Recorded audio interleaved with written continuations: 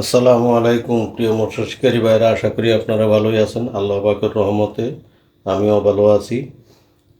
আজ আপনাদের জন্য নিয়ে আসছি এরকম একটা টুপ, যা সচরাচরই আমাদের মধ্যে এরকম হয়ে থাকে। যেমন মাছ ধরতে যাব, কোনো প্লেন প্রোগ্রাম আগে থেকে নাই, সবাই মাছ ধরতে যাইতেছে, আমিও যাব। এখন এই অবস্থায় কোনো কিছু তো তৈরি নাই, তাহলে কিভাবে ধরবো?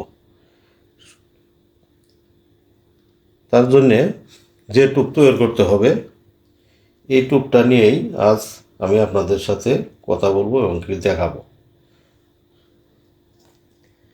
তার জন্যে আপনারা সাধারণত পাউরুটি নিয়ে থাকেন, বা আমিও পাউরুটি নিই, সাধারণত পাউরুটি নিয়েই যাই। এই পাউরুটি অনেক সময় দেখা যায় যে পাউরুটি এমনি আমরা পানিতে চুবাই বা কিছু পানি ছিটা দিয়ে এটাকে যে সময় করি গুটি গুটি হয়ে যায়। এখন এই গুটি গুটি হওয়ার থেকে রক্ষা করতে গেলে আপনাকে পাউরুটি প্রথমে হয় পানিয়ে সম্পূর্ণ চুবাই নিতে হবে, আর তা না হলে এই পাউরুটিটাকে আপনি গুঁড়া করে নিতে হবে। বাড়িতে থাকলে হয়তো সারপ্রেস দিয়ে বা কাটার দিয়ে গুঁড়া করে নিতে পারি। এখন এখানে মাছ ধরতে গিয়ে তো ওই সমস্ত কিছু আমাদের কাছে থাকে না, কাজেই আমরা কোনোরকমভাবে একটা পলি বিছিয়ে কিংবা একটা কাগজ বিছায়ে তার উপরে এইভাবে ডলা দিয়ে আমরা গুঁড়া করে নিব। গুঁড়া করে নিলে কি হবে? গুঁড়া করে নিলে পাউরুটিটার মধ্যে টুপ বানানোর পরে কোনো দানা থাকবে না, কোনো গুটি গুটি ভাব থাকবে না। আর যদি এমনি পানি ছিটা দিয়ে যদি আমরা নিই, তাহলে ওর মধ্যে দানা দানা ভাব থেকে যাবে। যেই জন্যে এর মধ্যে আমি পিঁপড়া ডিম দিই বা আরও অন্য অন্য কিছু যত কিছুই দিই, কাজ হবে না। কারণ পাউরুটির গুঁড়া যদি এরকমভাবে গুঁড়া করে নেই, আর দানাও হবে না, আর কোনো কিছুই হবে না। এর মধ্যে অন্য কিছু দিব না, সাধারণ সিম্পল আমরা যে যে জিনিসগুলি নিই, পাউরুটি নিলাম, হয়তো কিছু পিঁপড়া ডিম নিলাম, আর অন্য অন্য কিছু আমাদের কাছে থাক বা না থাকলেও আমরা যেন মাছ ধরতে পারি। এর জন্যে পিঁপড়া ডিম নেব, একটু বেশি পরিমাণের পিঁপড়া ডিম, এই ক্ষেত্রে একটু বেশি পরিমাণের পিঁপড়া ডিম ব্যবহার করবেন, যেন পানি না লাগে। পানি ছাড়া পানি ছাড়া এই শুধু পিঁপড়া ডিম দিয়েই যেন আপনারা এটা গুলাইতে পারেন, শুধু পিঁপড়া ডিম দিয়ে। পানি এর মধ্যে ব্যবহার করবেন না। পানি ব্যবহার করলে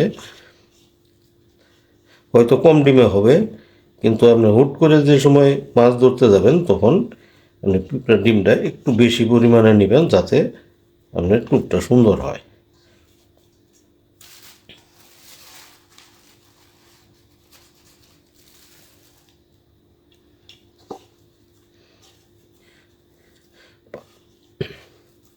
পানি ছাড়া এরকম শুধু ডিম দিয়েই রুটিটাকে এরকম মেখে নেবেন, ভালো করে মেখে নেবেন। দেখবেন যে অন্য অন্য টুপের চাইতে এই টুপটা সবসময়ই মাছে বেশি খাবে, কারণ এটার মধ্যে ডিমের অংশ বেশি থাকে এই টুপে।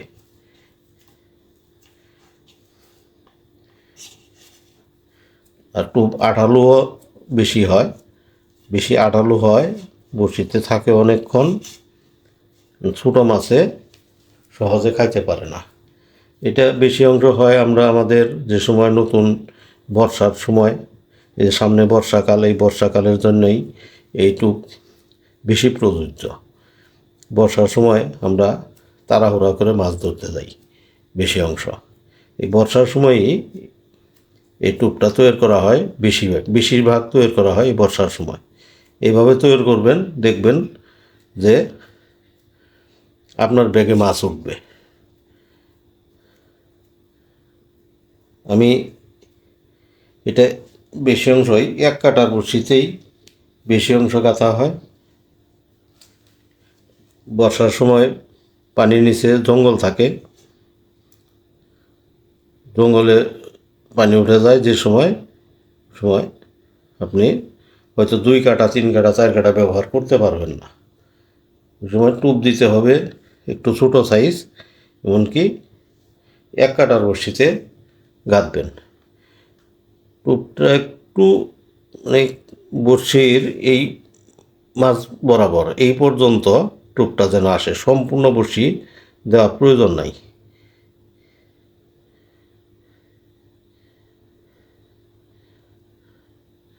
টোপ একটু ছোটো হলেও সমস্যা নাই, তবুও মাছে খাবে।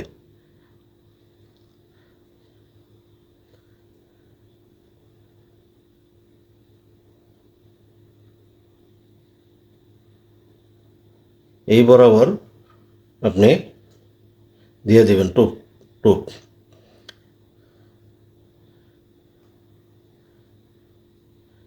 এই টোপ যদি গাঁথেন তাহলে আপনাকে খালি হাতে ফিরতে হবে না।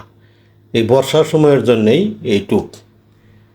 হয়তো অনেকেই অনেক কিছু ব্যবহার করে, মধু, ঘি, সাদা পাউডার, হলুদ পাউডার, অনেক কিছুই ব্যবহার করে, কিন্তু যদি আপনি সম্পূর্ণ পিঁপড়া ডিম দিয়ে পাউরুটি মিক্সার করেন তাহলে আপনি তাদের চাইতে কম পাবেন না মাছ, আশা রাখি তার চাইতে বেশিই পাবেন। তো এই টোপ ব্যবহার করেন, ব্যবহার করে জানাবেন আপনারা কি রেজাল্ট পেলেন। সামনে বর্ষার সিজন, এই বর্ষার সময় মাছ ধরতে অনেকেই ছোটো বড়ো সবাই মাছ ধরে, যারা কোনো দিন বড়শি পায় না তারাও বড়শি দিয়ে মাছ ধরতে যায়। আমাদের অথচ নতুনদের জন্যই আমার এই চ্যানেলটা, নতুনদের জন্য শেখানোর জন্যই। আর পুরাতন যারা আছেন তারা তো সব কিছুই জানেন, কীভাবে মাছ ধরতে হবে, কীভাবে তাদের আমার শেখানোর কিছু নাই। তারপরেও যদি দেখে যদি ভালো লাগে আমার চ্যানেলটাকে সাবস্ক্রাইব করবেন, পাশে থাকা বেল আইকন বাজিয়ে দিবেন, কমেন্ট করবেন এবং লাইক দিবেন। তবে আজ এ পর্যন্তই। খোদা হাফেজ।